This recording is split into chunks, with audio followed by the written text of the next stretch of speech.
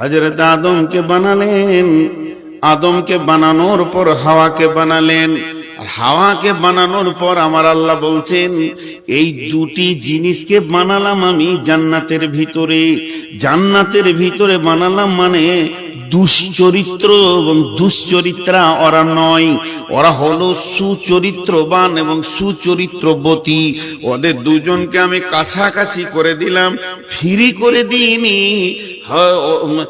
প্রথম বিয়ে করেছিল হযরতে আদম, শোনে মন দিয়ে অধম, প্রথম বিয়ে করেছিল হযরতে আদম। আদম নবী যদি বিয়ে না করিত, মানুষের সন্তান হতো গরু ছাগলের মতো, শুয়োর কুকুরের মতো। আল্লাহ প্রথমেই বিয়ে সিস্টেমটা করে দিলেন, হালালের লাইনটা করে দিলেন, যাতে হারাম লাইনটা না ঢুকে। কোন শুক্রাণু কোন ডিম্বাণু দুইজন যেন হারাম ভাবে মোলাকাত না করে। বিয়ে তো দূরের কথা, এই দুটি জিনিস যেন তারা হারাম ভাবে দেখা না করে। ওয়ালা তাকরাবুজ জিনা, এখানে লিখেছেন খবরদার তুমি শুক্রাণুটাকে হারাম জায়গায় পৌঁছে দিও না, যেখানে হারাম ডিম্বাণু রয়েছে। বাচ্চাটা অবৈধ তৈরি হয়ে যাবে। এই জায়গাটাকে বন্ধ করার জন্যে, ওই জায়গাটা কেটে দেওয়ার জন্যে আল্লাহ আদমের বিয়ে দিয়ে হাওয়াকে তার কোলে তুলে দিলেন। সুবহানাল্লাহ, আল্লাহর কি কারিশমা। আল্লাহ বলছেন আমি আত্মা থেকে বানালাম, আমি আদমের আত্মা সম্পৃক্ত থেকে বানালাম। তো আত্মা থেকে বানালো মানে এখানে আর একটা জিনিস আমি বলে নিব, একটা দেহ একটা আত্মা। দেহ তৈরি হয়েছে মাটি থেকে, দেহ ধ্বংস হবে মাটিতে। আত্মা তৈরি হয়নি, আত্মা এসেছে আল্লাহর কাছ থেকে, আত্মা ফিরে যাবে আল্লাহর কাছে। তো পৃথিবীতে আমার যত আত্মীয় আছে সব তৈরি হয়েছে আমার দেহের সাথে সম্পর্ক, আর স্বামী স্ত্রীর সম্পর্ক হচ্ছে আত্মার সঙ্গে। আমি যার রক্তে জন্ম নিয়েছি তার দেহের সাথে আমার সম্পর্ক আমার বাপের। আমার মেয়েটা আমার রক্তে জন্ম নিয়েছে, তার সাথে আমার সম্পর্ক হলো দেহের সাথে সম্পর্ক, রক্তের সম্পর্ক, দেহের সঙ্গে সম্পর্ক। দেহ যেমন লন্ড ভন্ড ভেঙে চুরমার হয়ে মাটি হয়ে যাবে, এ আত্মীয়তাগুলো মাটি হয়ে যাবে। আর স্বামী স্ত্রীর সম্পর্কটা হয়েছে আত্মা থেকে, মিন নাফসিন ওয়াহিদাতিন, মিন নাফসিন ওয়াহিদাতিন ওয়া খালাকা মিনহা যাওজাহা। আত্মার যেমন মত নাই, আত্মা ইল্লিন সিজ্জিনে যাবে, জান্নাতে যাবে, জাহান্নামে যাবে, এই আত্মার যেমন মত নাই, স্বামী স্ত্রীর সম্পর্কের কোনো শেষ নাই। জাহান্নামে দুজন আছে, জ্বলবে, কেউ কাউকে খেয়াল রাখতে পারবে না, আগুন এমন ভয়ঙ্কর। কিয়ামতে দুজন আছে, হাই হাই নাফসি নাফসি করবে, কেউ কাউকে খেয়াল রাখতে পারবে না। কবরে আল্লাহ জ্বলন। যদি জাহান্নামী হয়ে যায় দুজনে, তাদের কোনো মেলের কথাটা চিন্তা করাই যাবে না।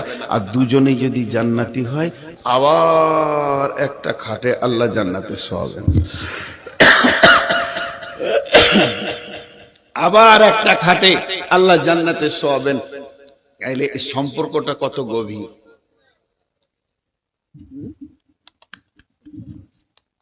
না না, তাহলে আমি যাই, হ্যাঁ আমিও শুধু যাই। কানারা দু মা বিটি নাই, ঘরে একটা বুড়ো ছিল, সেও নাই, চারজন এসেছিল, সেও পালিয়ে গেল। এরপরে এরে যাবে, শেষকালে আমি থাকবো। এটা কপাল। গায়ে হাত বলি দিয়ে চলে গেল। আমার ওস্তাদ বলতেন, সিরাজুল কানা তুই থাক, রাত থাকলো আর মাইক থাকলো। কানা তো দেখতে পেয়েছে না কে আছে না আছে, জলসা করে যায়। ও ভাবছে 40 লাখ লোক বসে আছে, কেউ নাই, সব ঘর চলে গেছে। এই চোখওয়ালা লোক কি এই কাজ করতে পারে ভাই? তাহলে আত্মা থেকে বানালো। একটু আগে চলেন, মিন নাফসি ওয়াহিদাতিন ওয়া খালাকা মিনহা যাওজাহা। আল্লাহ বলছেন ওয়াবাসা মিনহুমা রিজালান কাসীরান ওয়ান নিসা ওয়াত্তাকুল্লাহাল্লাযী তাসাআলুনা বিহি ওয়াল আরহাম ইন্নাল্লাহা কানা আলাইকুম রাকীবা। আল্লাহ তাবারাক ওয়া তাআলা বলছেন তুমি ওই আল্লাহকে ভয় করো যার নামে তোমরা ভিক্ষা করো, যাচঙ্গা করো এবং আত্মীয়তা ব্যাপারে সতর্কতা অবলম্বন করো। নিশ্চয় আল্লাহ তোমাদের ব্যাপারে সচেতন। তাসাআলুনা বিহি ওয়াল আরহাম ইন্নাল্লাহ কানা আলাইকুম রাকিবা। যারা আত্মীয় আছে তাদের সাথে সম্পর্ক ভালো রাখো, সম্পর্ক ছিন্ন করিও না। এগুলো আল্লাহ বানিয়েছেন, পৃথিবীর বুকে আল্লাহ আত্মীয়তাটা বানিয়েছেন। এ ব্যাপারে তোমাদেরকে সতর্ক থাকতে হবে। একটা হলো হাক্কুল ইবাদ আর একটা হলো হাক্কুল্লাহ।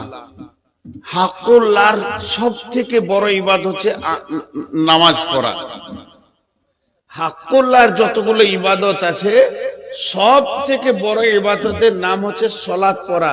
আর সলাতের ভিতরে সব থেকে কঠিন হচ্ছে ধ্যান রাখা।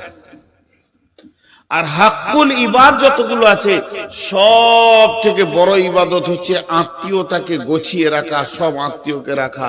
কিন্তু এর ভিতরে কঠিন হচ্ছে আত্মীয়ের মনকে ঠিক রাখা। দেখবেন যে বোনটার পেছনে আপনি বেশি খরচা করবেন, মহব্বত করবেন, যাকে বেশি সময় দেবেন, ওই বোনটার সাথেই আপনার রাগারাগি। যে ভাইটার জন্য আপনি পেরেশান, তার পড়াশোনা, চাকরি, উঠা বসা, লেনদেন, ওই ভাইটাই আপনার সাথে কথা বলবে না। এত কঠিন। তাসাআলুনা বিহি ওয়াল আরহাম, আল্লাহ বলছে আত্মীয়তা ঠিক রাখো।